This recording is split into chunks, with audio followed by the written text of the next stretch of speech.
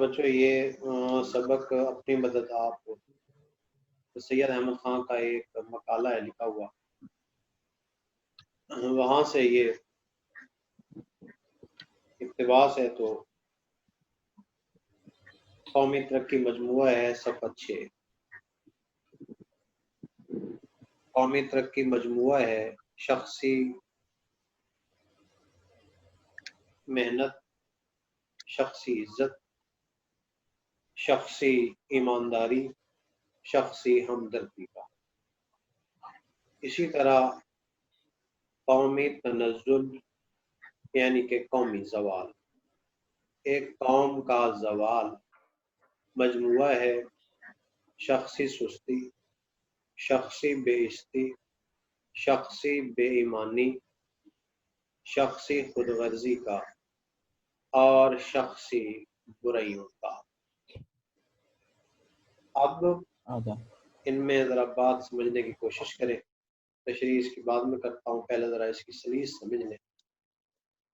کہ قوم اس وقت ترقی کرتی ہے جب قوم کے افراد محنتی ہوتے ہیں، باعزت ہوتے ہیں، ایماندار ہوتے ہیں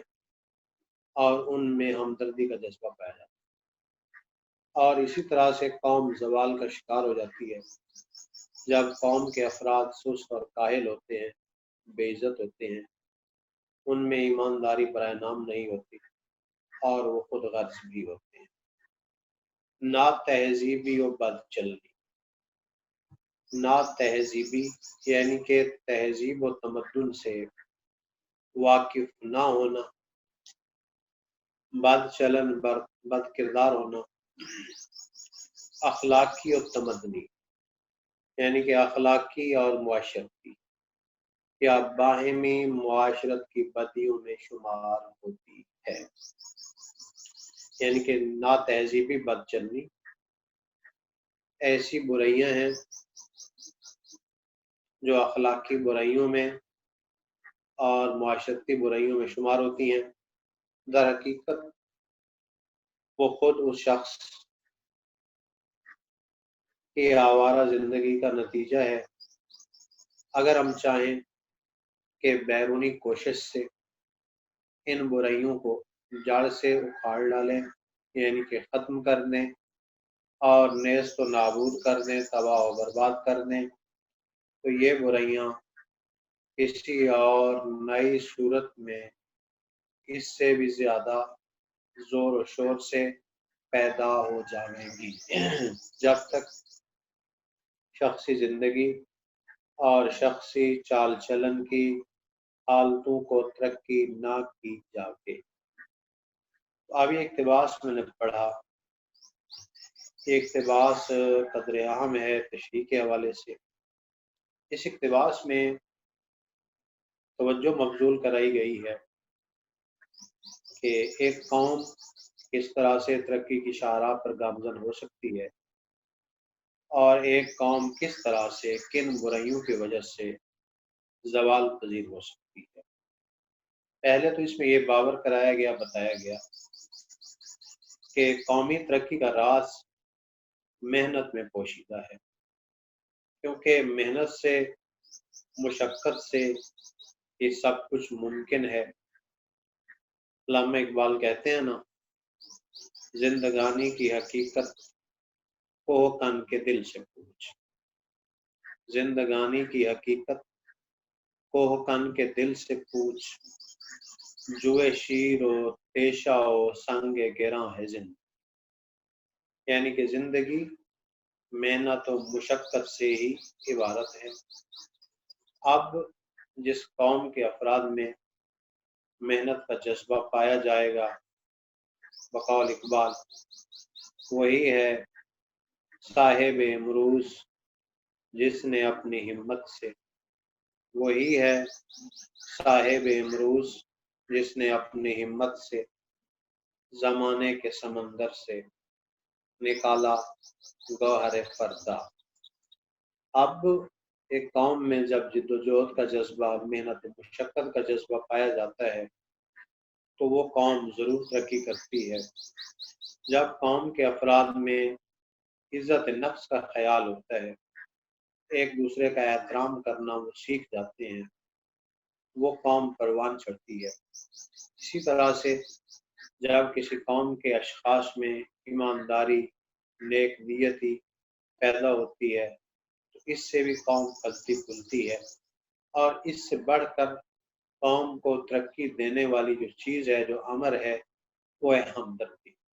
کہ جب قوم کے اشخاص میں، جب قوم کے افراد ہمدرد ہوں گے، ایک دوسرے کا خیال رکھیں گے، جیسا کہ خواجہ میردرد فرماتے ہیں، درد دل کے واسطے پیدا کیا انسان کو، ورنہ طاعت کے لیے کچھ کم نہ تھے کروبیاں۔ کیا فرماتے ہیں؟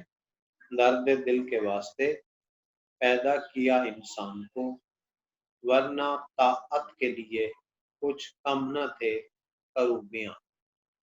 تو اب ان قبل ذکر اوصاف سے، محنت سے،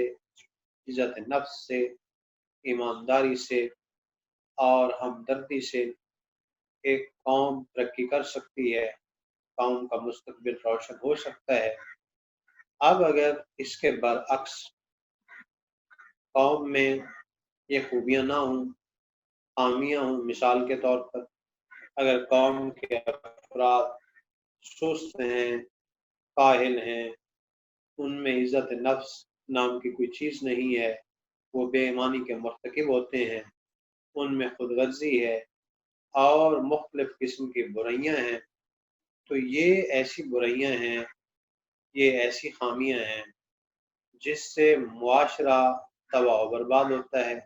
نیست و نابود ہوتا ہے۔ اس لیے ہمیں چاہیے کہ ہم معاشرے کے افراد پر خصوصی توجہ دیں، معاشرے کے افراد میں ہم محنت و مشقت کے جذبات اجاگر کریں، عزت نفس کے خیالات کو ہم فروغ دیں، معاشرے میں ہم ایمانداری کے پہلو جو ہیں وہ بیان کریں، ہمدردی کی بات کریں، تاکہ معاشرہ جو ہے وہ سنورے، اور معاشرے میں وہ برائیاں جو مختلف لوگوں سے جنم لیتی ہیں، صاف ظاہر ہے وہ معاشرے کا حصہ بن جاتی ہیں۔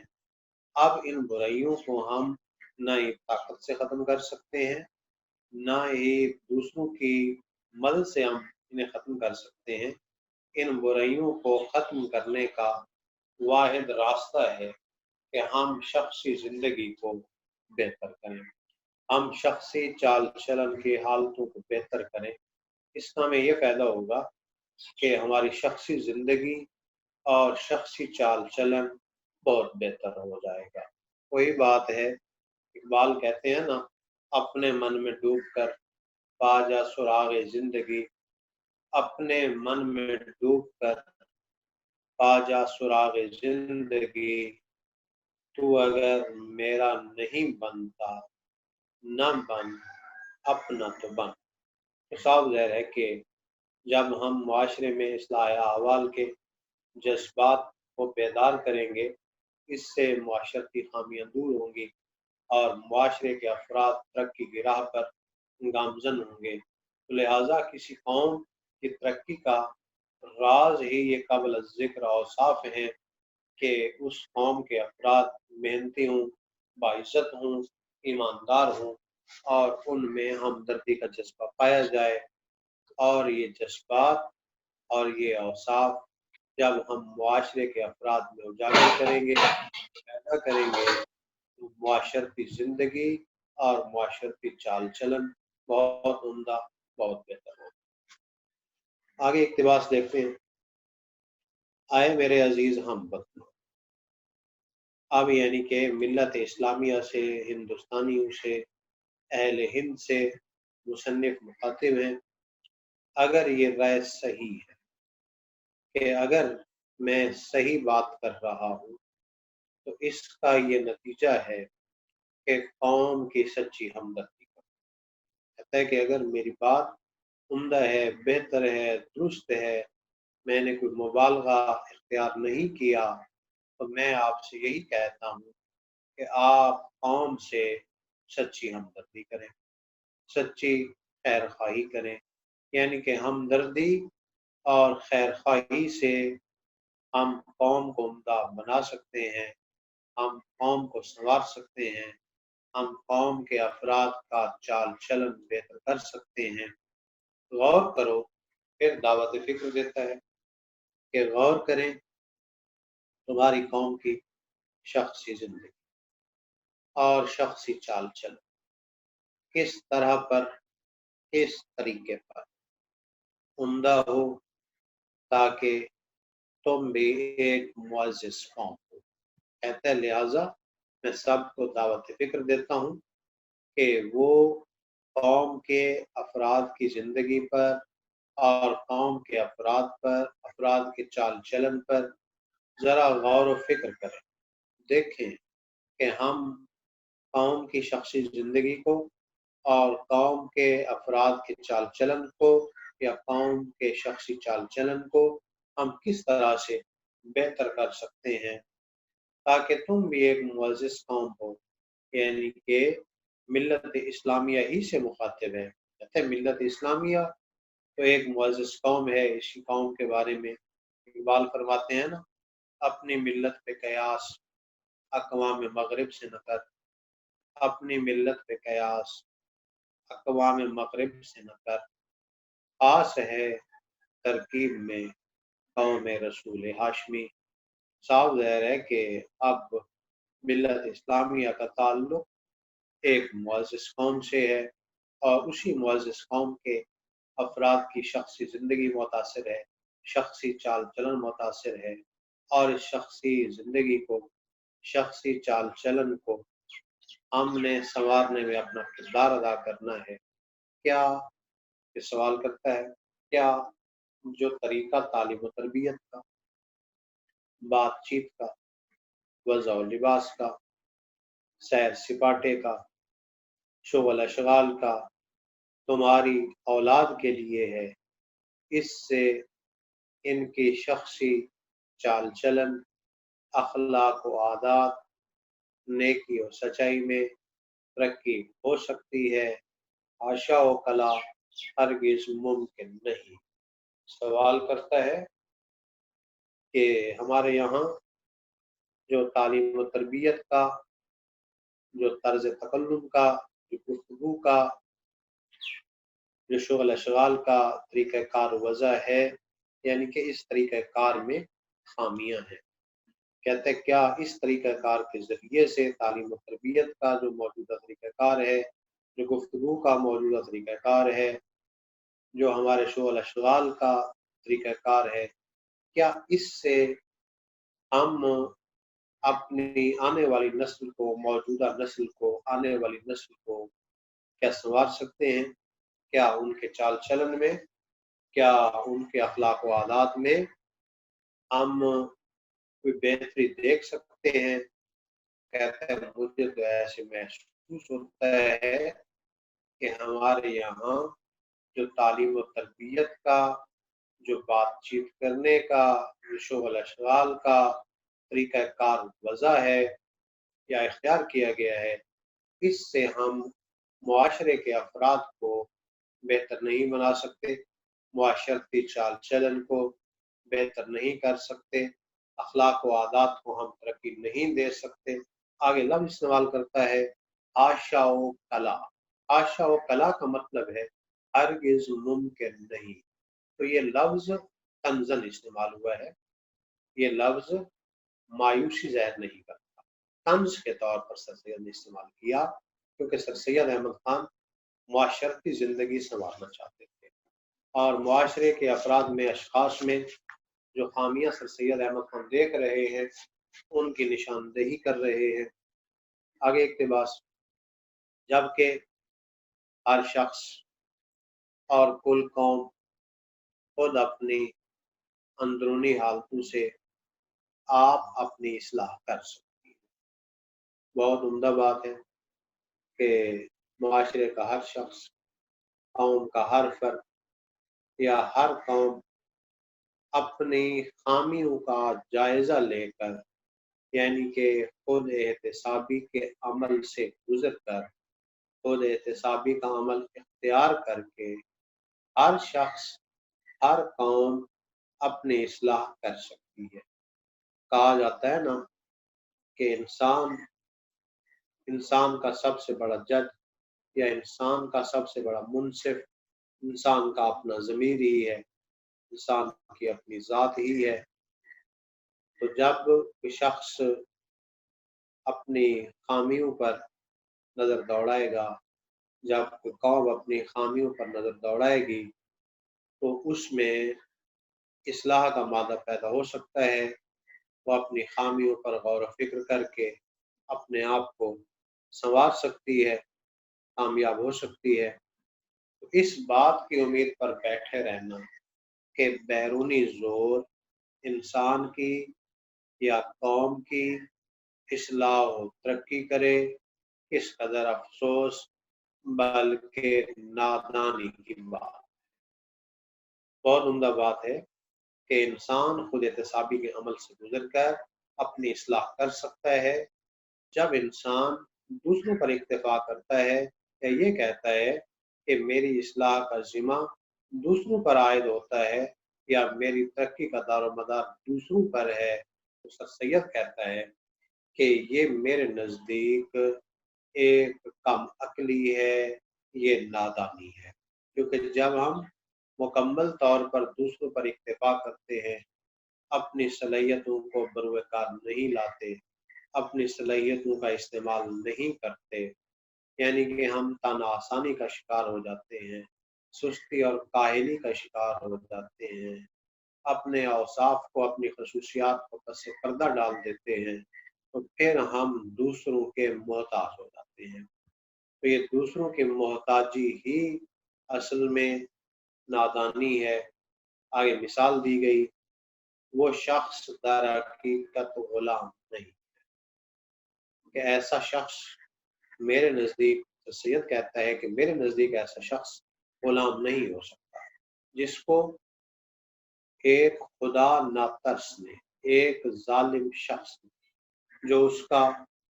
آقا، ظالم آقا کہلایا جاتا ہے، خرید لیا ہے۔ کہ میرے نزدیک ایسا شخص قطعی طور پر غلام نہیں ہے جس کو کسی ظالم شخص نے خریدا ہوا ہے۔ یا پھر دوسری مثال دیتا ہے، یا ایک ظالم اور خود مختار بادشاہ یا گورنمنٹ کی رعیت ہے، رعایا ہے۔ کہتا ہے کہ دو مثالیں دی کہ ایک تو ایسا شخص جو کسی کا خریدا ہوا غلام ہے، اس کا آقا بہت ظالم ہے، اسے غلام ہم کہتے ہیں، کہتا ہے میرے نزدیک وہ غلام نہیں ہے۔ یا پھر کہتا ہے کہ ایک ایسا شخص جو غلام ہے اور ایک ایسے بادشاہ کی غلامی میں ہے، ایسی گورنمنٹ کی غلامی میں ہے جو اس پر ظلم و ستم روا رکھتی ہے، کہتا ہے کہ یہ ساری باتیں تو جسم کی حد تک ہیں، یعنی کہ وہ جسمانی طور پر غلام ہے، وہ ذہنی طور پر غلام نہیں ہے۔ آگے چل کر یہ بات کرتا ہے، بلکہ در حقیقت وہ شخص اصلی غلام ہے جو بد اخلاقی، خود غرضی، جہالت، شرارت کا موتی، اطاعت کرنے والا، پیروی کرنے والا اور اپنی خود غرضی کی غلامی میں مبتلا اور قومی ہمدردی سے بے پرواہ ہے۔ تو یہاں سر سید احمد خان لفظ غلام کو اصطلاح کے طور پر استعمال کر رہا ہے، کیونکہ ہمارے یہاں ایک تاثر ہوتا ہے، جو کسی کا خریدا ہوا شخص ہوتا ہے ہم اسے غلام کہتے ہیں، یا جو شخص کسی ظالم خود مختار بادشاہ کے زیر اعتاب ہوتا ہے ہم اسے غلام کہتے ہیں۔ پر سید کہتا ہے میرے نزدیک وہ غلام نہیں ہے، میرے نزدیک اصلی غلام، حقیقی غلام وہ ہے جو بد اخلاق ہے، جو خود غرض ہے، جو جاہل ہے، جو شرارتی ہے اور جو خود غرضی کی غلامی میں مبتلا ہے اور قومی ہمدردی کے جذبے سے بالکل بے پرواہ ہے۔ کہتا ہے میں ایسے شخص کو غلام سمجھتا ہوں، یعنی کہ جو شخص مختلف اخلاقی اور سماجی برائیوں کے تحت اپنی زندگی بسر کر رہا ہے، وہ غلام ہے۔ وہ قومیں جو اس طرح دل میں غلام. کہتا ہے کہ وہ اقوام جو اس طرح، جس کی اس نے مثالیں دی ہیں، بد اخلاقی، خود غرضی، جہالت، خود غرضی، قومی ہمدردی سے بے پرواہ. کہتا ہے کہ اس طرح کی غلامی دلی غلامی ہے، ذہنی غلامی ہے، نظریاتی غلامی ہے. اور جو قومیں اس طرح سے نظریاتی اور ذہنی غلامی میں مبتلا ہیں، غلام ہیں بیرونی زوروں سے، یعنی عمدہ گورنمنٹ یا عمدہ قومی انتظام سے آزاد نہیں ہو سکتی. اس طرح کی قومیں جو ہیں، جو ذہنی طور پر، نظریاتی طور پر، فکری طور پر پسماندگی کا شکار ہیں، غلام ہیں، تو وہ پھر ان کی یہ خواہش ہوتی ہے کہ کوئی بیرونی طاقت آئے اور ہماری اصلاح کرے. صاف ظاہر ہے کہ وہ دوسروں پر اکتفا کرتی ہیں، وہ دوسروں پر محتاج ہوتی، دوسروں کی محتاج ہوتی ہے، جب تک کہ غلامی کی یہ دلی حالت دور نہ ہو. کہتا ہے جب تک ہم قوم کی نظریاتی، فکری اور ذہنی غلامی دور نہیں کریں گے، اس وقت تک ہم غلامی سے نجات نہیں پا سکیں گے. اصل یہ ہے کہ مثال دیتا ہے آگے کہ حقیقت تو یہ ہے کہ جب تک انسانوں میں یہ خیال ہے کہ ہماری اصلاح گورنمنٹ یا قوم کے عمدہ انتظام پر منحصر ہے، جب تک ہمارا یہ خیال ہے، جب تک ہمارا یہ نظریہ ہے کہ ہماری اصلاح، ہماری ترقی کا دار و مدار یا گورنمنٹ پر ہے یا قوم کے عمدہ انتظام پر ہے، اس وقت تک کوئی مستقل اور برتاؤ میں آنے کے قابل نتیجہ اصلاح و ترقی کا قوم میں پیدا نہیں ہو سکتا. بہت عمدہ بات کی گئی کہ جب تک معاشرے کے افراد میں یہ خیال پایا جاتا ہے کہ ہماری اصلاح ترقی کا دار و مدار دوسرے ہیں، تو اس وقت تک کہتا ہے کہ وہ افراد، وہ لوگ، وہ معاشرہ ترقی نہیں کر سکتا، کیونکہ اس طرح سے انسان اپنی صلاحیتوں کو بروئے کار میں نہیں لاتا، انسان اپنے اوصاف کو بروئے کار نہیں لاتا. انسان جو کہ باعث تخلیق کائنات ہے، جو کہ اشرف المخلوقات ہے، انسان کو اللہ رب العزت نے کافی سارے اوصاف سے نوازا ہے. جب انسان سست اور کاہل ہوتا ہے تو انسان کے یہ اوصاف زنگ پختہ ہو جاتے ہیں اور انسان کے اوصاف مان پڑنا شروع ہو جاتے ہیں، تو پھر انسان انسانیت کے مرتبے سے گر جاتا ہے، پھر انسان نہیں رہتا، پھر انسان حیوان بن جاتا ہے. تو انسان کو چاہیے کہ انسان خود احتسابی کے عمل سے ضرور گزرے، اپنی خامیوں کا جائزہ لے اور اپنی خامیوں کا جائزہ لے کر اپنی اصلاح کرے، پھر انسان کی ترقی ممکن ہے. کہتا ہے کہ لوگوں کے جو خیالات ہیں وہ کیسی عمدہ تبدیلیاں گورنمنٹ یا انتظام میں کی جاویں، وہ تبدیلیاں فانوس خیال، یعنی کہ عارضی خیال، خیالی پلاؤ جسے ہم کہتے ہیں، سے کچھ زیادہ رتبہ نہیں رکھتی، جس میں طرح طرح کی تصویریں پھرتی ہوئی دکھائی دیتی ہیں، مگر جب دیکھو تو کچھ بھی نہیں. یعنی کہ دوسروں پر اکتفا کرنا، سر سید کے نزدیک دوسروں پر اکتفا کرنا اور دوسروں سے امید رکھنا اور دوسرے لفظوں میں اپنی اصلاح نہ کرنا، اپنی اصلاح کا ذمہ دار دوسروں کو ٹھہرانا، سر سید کہتا ہے میرے نزدیک یہ محض فانوس خیال ہے. ہم دیکھتے ہیں جس طرح فانوس روشن ہوتا ہے، ایک بجلی کا کنگما روشن ہوتا ہے، بعض اوقات وہ گردش بھی کر رہا ہوتا ہے، تو اس کے اطراف میں تصویریں بھی گردش کر رہی ہوتی ہیں، لیکن جب ہم اسے بند کر دیتے ہیں، جب ہم سوئچ آف کر دیتے ہیں، وہ تصویریں گردش کرنا بند ہو جاتی ہیں. اسی طرح سے جب ہم دوسروں پر اکتفا کرتے ہیں، جب ہم اپنی اصلاح کا دارمدار دوسرے لوگوں کو ہی گردانتے ہیں، تو یہ ہمارا خیال محض فانوس خیال ہی ثابت ہوتا ہے، یعنی کہ اس خیال میں، اس سوچ سے نہ ہی ہم اپنی ذات کو تبدیل کر سکتے ہیں، نہ ہی ہم اپنی خامیوں کا جائزہ لے سکتے ہیں، بلکہ اس سے ہماری یہ ذہنی غلامی جو ہے اس میں مزید اضافہ ہوتا ہے اور ترقی میں رکاوٹ پیدا ہوتی ہے۔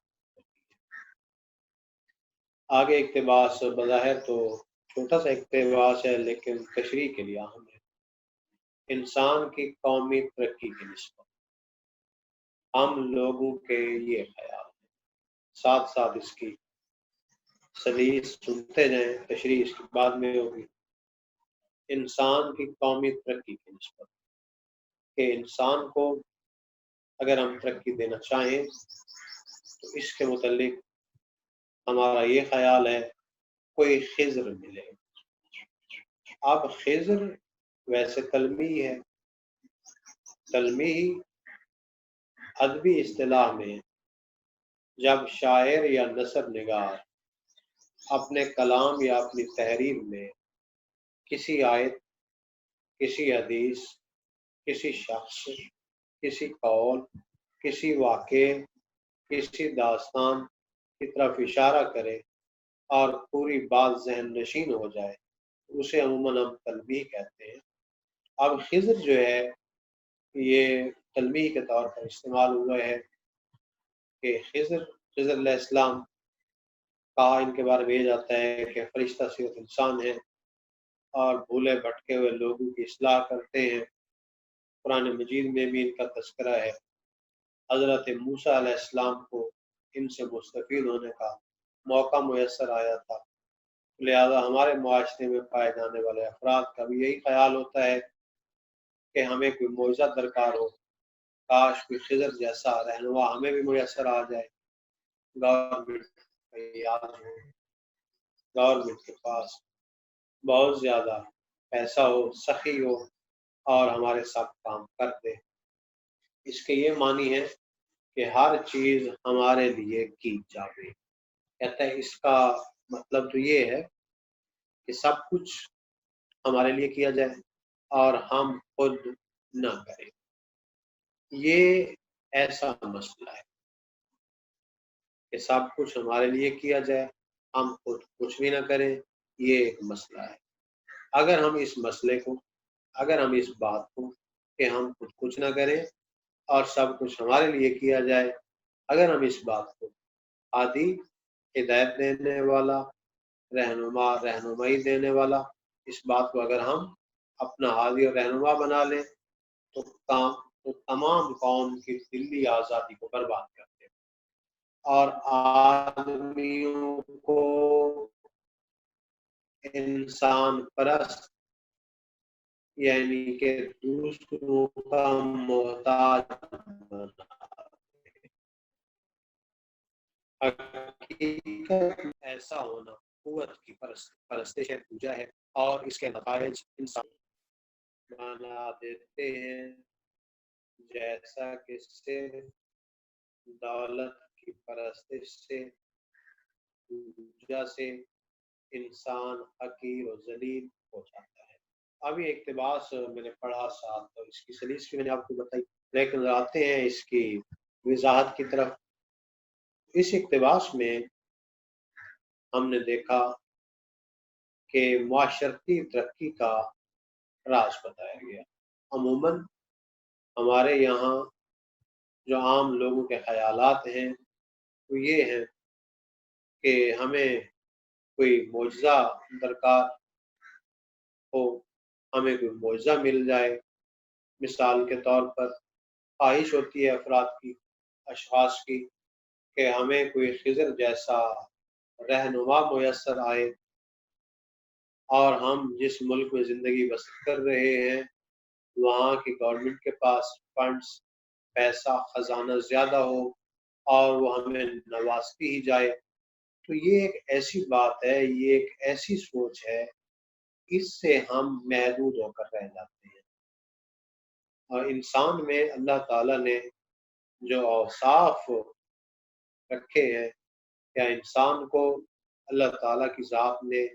جن اوصاف سے، جن خصوصیات سے مزین فرمایا ہے، تو وہ اوصاف، وہ خصوصیات آہستہ آہستہ ختم ہونا شروع ہو جاتی ہیں۔ یعنی کہ جب ہمیں یہ خیال پیدا ہو جاتا ہے کہ ہم نے خود کچھ نہیں کرنا اور سب کچھ ہمارے لیے ہی سر انجام پانا ہے، تو ہماری صلاحیتیں، ہماری خصوصیات آہستہ آہستہ مان پڑنا شروع ہو جاتی ہیں۔ یعنی کہ دست درازی، دوسروں کا محتاج ہونا، دوسروں پر اکتفا کرنا، اپنی صلاحیتوں کو استعمال میں نہ لانا، یعنی کہ ہمت مردہ مدد خدا سے کام نہ لینا، تو یہ ایک خامی ہے۔ اس کو یہاں ایک مسئلہ کہا گیا ہے، اور یہ مسئلہ صرف ایک فرد میں نہیں ہے، بلکہ یہ مسئلہ پوری قوم میں جنم لے چکا ہے۔ اس سے ہوتا یہ ہے کہ اگر انسان، کوئی فرد، کوئی قوم دوسروں پر اکتفا کرتی ہے، تو دوسروں پر اکتفا کرنے کا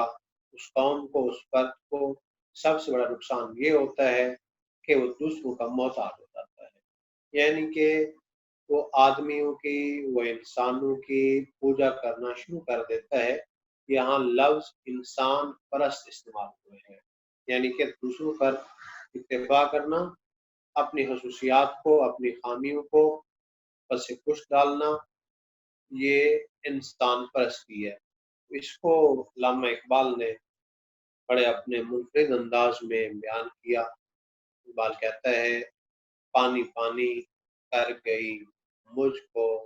قلندر کی یہ بات، پانی پانی کر گئی مجھ کو قلندر کی یہ بات، تو جھکا جب غیر کے آگے، نہ من تیرا نہ تن۔ پھر ایک اور شعر بھی ہے اقبال کا، وہاں بھی طنزیہ انداز ہے۔ فرماتے ہیں، اٹھو وگرنہ حشر نہ ہوگا پھر کبھی، اٹھو وگرنہ حشر نہ ہوگا پھر کبھی، دوڑو زمانہ چال قیامت کی چل گیا۔ اب اسی طرح سے ہی اس اقتباس میں بات ہوئی ہے کہ جب کوئی فرد، جب کوئی قوم دوسروں پر اکتفا کرتی ہے، تو اس کی دلی آزادی ختم ہو جاتی ہے اور وہ دوسروں کی محتاج ہو جاتی ہے، اور دوسرے لفظوں میں دوسروں کی محتاجی قوت کی، طاقت کی پرستش ہے، اور طاقت کی پرستش سے، قوت کی پرستش سے انسان کی عزت نفس مجروح ہوتی ہے، انسان کا وقار ختم ہوتا ہے، اور انسان کی دوسروں کی نظر میں کوئی اہمیت باقی نہیں